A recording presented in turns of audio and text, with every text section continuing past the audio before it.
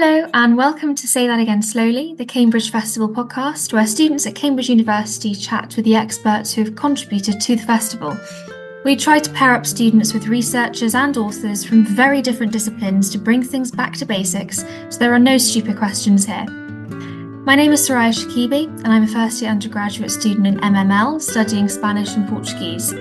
Today I'll be interviewing Clare Wilkes, who is giving a workshop called Recording Data in Yarn and Thread, from 10 a.m. to 4 p.m. on Saturday the 23rd of March and 11 a.m. to 4 p.m. on Sunday the 24th of March at the University of Cambridge Student Services Building. Thank you so much for joining today, Clare. Can you please start by introducing yourself and what you do? Thank you, Soraya. So I'm a embroiderer primarily, a textile artist. So I create things in a variety of different crafts, really. I can knit and crochet and cross stitch and embroider. So I use whatever I think is most appropriate for what I'm trying to convey. I try to convey some aspect of science through my work. And recently I've been working on temperature projects. First of all, I knitted a temperature scarf, and then I moved on to recording temperature data in cross stitch. Oh wow, that's really fascinating. So how many years have you been doing your embroidery and your creative side? Well, I guess I've always done all sorts of things, but I guess I really sort of branched out about 5 years ago, really, into conveying science through needlework, and it was inspired by the International Year of the Periodic Table in 2019, and there was an exhibition on in St Catherine's College with some very old periodic tables. It was the 150th anniversary of Mendeleev's periodic table, and it just struck me that there are so many lovely colourful periodic tables around now, a lot of them using the colour to convey different aspects and to convey information, others just for decorative effect. But it struck me that it would be nice to do something in the original black and white of the periodic table, how it was originally printed in Mendeleev's time. So I did a blackwork embroidery, and every element was represented by a motif or pattern that had something to do with that element. So that's what got me started, and it's continued from there. Well, that's really interesting. Do you mind just explaining a little bit about what blackwork is and what its history is? Yeah, so blackwork is a technique that goes back to, certainly to Elizabethan times, but actually before it became very popular then.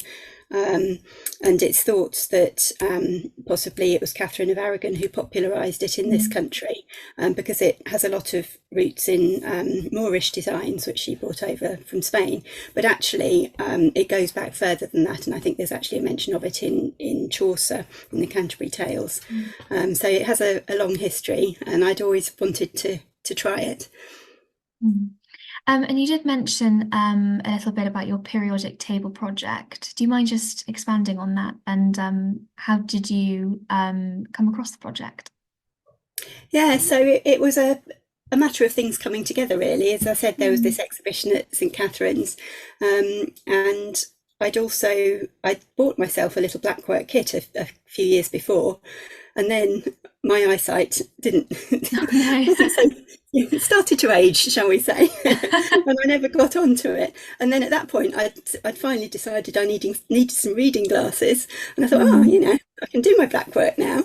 But I was flicking through a book and I saw a blackwork done in a grid pattern, like a sampler with a different pattern in each square, and I thought, a periodic table could be done that way. Absolutely. That's where it all came from. Yeah. And you have mentioned temperature records, and in your workshop you will be having a look at temperature records. So what is a temperature record, and how long have they existed, and why are they quite so interesting to you at the moment? Yeah, I mean, I it's something I'd become aware of a few years ago on Twitter, largely on social media, and seen various people knitting temperature records. and I guess it's sort of, I started to notice this at a time when we're starting to become more and more aware of climate change. And I thought, that would be a really, lovely thing to do. And I could end up with a really nice, long, warm, rainbowish scarf. Absolutely. Because of course, if you're doing like a rainbow scale, you start off with the cooler colours at the beginning of the year, you go into the warmer colours through the middle of the year, and then you go cooler again. So it's like a double rainbow. Absolutely. So I knitted my temperature scarf in 2022 when we had that remarkable hot summer. And when I planned it at the beginning of the year, I'd sorted out my colours, and I was doing 3-degree ranges for each colour. And I planned up to 33 degrees. Oh, no. and the forecast was forecasting 36 degrees. And so I ordered another colour. So I'd gone to, my 33 degrees was like a dark red. So then I ordered a sort of a mid pink to go above that. And by the time that arrived, it was forecasting 39, 40 degrees. Oh, my goodness. So I had to order 2 more colours and use them immediately. I even knitted on the 40-degree day, which wasn't very pleasant. So I went up to a white hot 40 degrees via a pale pink in between. So that was my first project. But I thought, well, I'd seen various people do these and do them year on year to compare. And I thought, well, I really don't want, one scarf is enough for me. I don't want any more. So what am I going to do? Plus, it took quite a lot of time, and I was keen to move on to some other projects as well. I've got another periodic table on the go. So I thought, right, I can just do little cross stitches, and that won't take long, and then I can record the high temperatures and the low temperatures, because with the scarf I just recorded the highest temperature reached each day. So with the cross stitch I have 2 rows, so I did record the highest temperature reached and the lowest. So I did it for 2023, and now I'm on to 2024, so I can put the 2 side by side and compare. And actually January and February have been quite similar so far, so we'll see what happens for the rest of March. I mean, like you've mentioned, climate change is extremely topical at the moment as regards recording climate change and how that can impact the ways in which we can positively make change in the future. So is there something that you think that people can do for their own personal records as regards ensuring that we can make positive change for the future? And is cross-stitching the temperatures, the daily temperatures, something that you would consider useful in tackling that? Yeah, I mean, I think it's and I found this, it makes you much more aware of what's going on around you if you're thinking about it on a daily basis. I mean, I got quite obsessed with temperature, and I've got a sensor in my back garden, tiny little thing that hangs in a dark place behind my shed.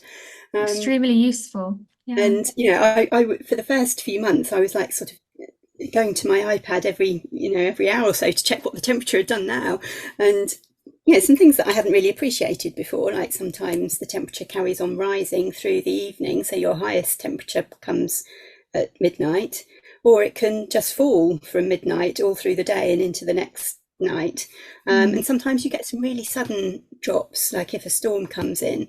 So it's quite fascinating, but I think it's quite a slow, gentle craft, and it's it makes you sit down and think about what you're doing and what you're recording, and I think hopefully will help people to be more aware of their environment and the impacts on it. Hopefully that'd be really amazing. And you also, apart from doing your quite practical work, cross stitch, etc., you also have a blog. Do you mind just talking a little bit about that and what you do on your blog? Yeah, it needs a little bit of updating actually, because I've done a bit more than is on there. So it started off being a blog for my chemistry work, but I'm in the process of putting all my temperature work on there as well. I called it periodically.blog because that seemed applicable to chemistry, but also it didn't matter if I wasn't very regular. Periodically I think can be very regular, very fitting title. But yes, and then I thought, well, actually, although my temperature work isn't chemistry, it's, it is periodical. Course. So I'm in the process of building a section of the blog for that. So yeah, I used it primarily initially to record my the progress on my periodic table. So there's a little story with each element, and I posted them as I did them. And I'm just starting again with my new periodic table, which is a colourful one. So in contrast to the black work, this is a colourful embroidery, same size and shape. So they'll form a pair. So I'm embroidering in the colours of the elements or their compounds or the flame tests or their colour in a discharge tube. So yeah, whatever seems most appropriate for that element, there it is in all its colourful glory. And this is just a question out of my pure curiosity. There's lots of colours, I'm assuming. How do you manage to Yeah. find quite so many colours for everything? It seems like a bit of a It's logistical proving a nightmare, challenge. really. Yeah. Yeah. Well, and I've got quite a stash of embroidery threads, but even Oh, so, wow. I have found with quite a few of them, I've got nothing that is suitable, so I've had to go out Oh, and buy something. And of course, then you can't really do it online. So then you have to you've got find to a see shop the that stocks colours. the range, and Mm, then make sure you can stand with it next to, natural light, because things can look quite different, of course. And then there's the sort of the memory problem. How many years ago was it I last saw bromine in real life, for instance, and the way different people see colours differently as well. So yeah, it is quite a challenge. it That's is. it's taken me a while to get going on it, but I feel I'm on a roll now. Um, Going back to black work, to go Mhm. from the colourful to the more monotonous black and white, what do you think, well, in your opinion, what is one good reason why people should try black work? Black work, I think, is beautiful in its simplicity. Mm, I mean, I sort of stretched the boundaries really in some of the motifs and designs I did. But if you look in my black work, there are some very traditional black work designs, and they're very geometric. It appeals to my sort of math side of me. And so yeah, I think there's a lot in there, and it's a very historical thing. If you Google black work, you'll inevitably find pictures of Queen Elizabeth in mm. clothes embroidered in black work. So yeah, there's a lot of interest there. Just need a good pair of glasses. I can imagine. Um, would you like to tell us anything else about your upcoming workshop in the coming week? So I've got, based on my temperature work, I thought it would be nice if people could start on their own bookmarks to represent the colours, the temperatures of this March in Cambridge. So I'm using the data from the university weather station. So that's available online. So people will be doing it next weekend, which obviously isn't the end of March, but then they can No. take it away and look up the data and finish it. So I've got two different sizes of fabric for people to use. So for beginners, I've got a nice sort of chunky, sturdy fabric with thick wool to use that should be quite easy to stitch, and it's a straightforward cross stitch. And I've chosen the temperature range so that it's not the same as the range I'm using for the whole year, but it's a range that's suited to March, so you can still get that nice rainbow effect. Mm. Excuse me. And then for people who are more experienced, I've got a finer cloth and finer thread for people who have a bit more experience, and a slightly more complicated stitch. It's a little star stitch. It's actually very simple to do, but has a really pretty effect. Because of course, on a finer cloth, if it was just if it was just cross stitch, it would end up quite short. So I needed a stitch that made a wider band. So yeah, so I think there's something for everyone there, whether they're experienced or not, and something to take away, so people can take away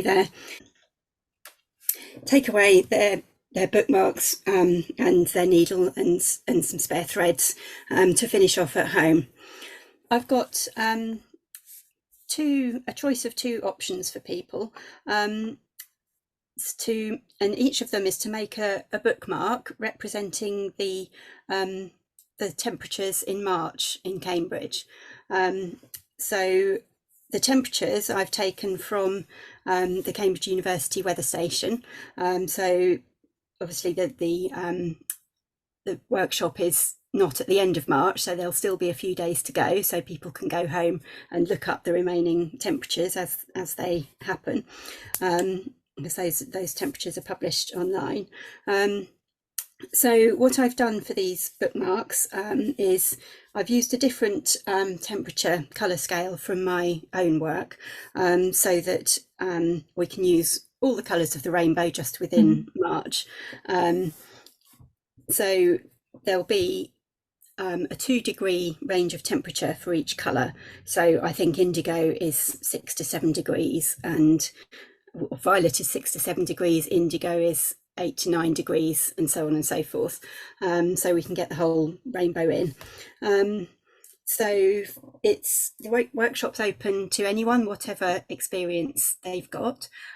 So for younger people or less experienced people, I've got a nice thick, solid canvas with widely spaced holes and some good chunky wool to use. So that should be quite easy to manage, and it's a straightforward cross stitch. And then for people with a bit more experience, I've got a finer canvas and a finer thread, and a slightly more complicated but still actually quite straightforward star stitch, which comes out very, very prettily. So everyone should end up with a bookmark, a canvas bookmark with stripes on it in the colours of the rainbow that represent how the temperatures have changed through March. So it's for the highest temperature each day. And what would you say that you would hope the participants would gain at the end of the workshop? What's something you would love for them to be taking away with them as they return home? I would love for them to go away with a sort of a greater interest in and awareness of the environment around us, and the temperatures not just in March, but perhaps continue to observe how the temperatures change during the year, and maybe even I would love it if some people went away and worked out their own projects and maybe did an annual project, or maybe looked at March each year to see how it changed or something. And also, and I think we found this last year with the periodic table workshop I did, we taught quite a few people how to sew. So that in itself, of course, is a valuable, amazing skill to have. Yes, yeah. I have one girl in particular last year whose mum got in touch via Twitter afterwards, and said how much she'd enjoyed it, and she sent me a photo of her finished work, and I ended up sending her a couple more kits to do. I'd offered a choice of elements, so I sent her the kits for the other elements, and yeah, that was really lovely to see because she hadn't tried anything like that before. So yeah, hopefully people of any age can go away with some new skills and an interest in temperature and the environment, and even excuse me, more widely recording data. If I could add, I've got a display in the workshop that I'm putting together with excuse me, not just my work but other people's work. And so I've got a friend who has also done some data work in cross stitch. She's recorded a very different periodic table from mine, showing various a little graph for each element, showing various aspects such as its year of discovery and number of isotopes and so forth. And she's also done a really interesting project on books she read one year. Oh wow! With colours and patterns to show whether it was fiction or non-fiction, whether the author was male or female, whether how much she enjoyed it on a scale of 1 to 5, and what the genre is. So yeah, some really interesting work there. So I'm bringing a display of all of that for people to see. Oh, that's wonderful. And like you said, it's lovely to see the variation of different interpretations of the periodic table, and also with a friend of yours doing it based on books that she's read and authors that she liked, male, female authors, scale of 1 to 5. I mean, it's very much applicable to anything that you have a creative flair for. So that's something else that That's right. Yeah. participants can take away. Thank you Yeah. so much again, Claire. That's a pleasure. Thank you. So please do come along to Claire's workshop at the Cambridge Festival, which will be held at the Cambridge Student Service Centre on Saturday the 23rd and Sunday the 24th of March. And make sure to follow the Cambridge Festival on Facebook, X and Instagram for more fascinating events.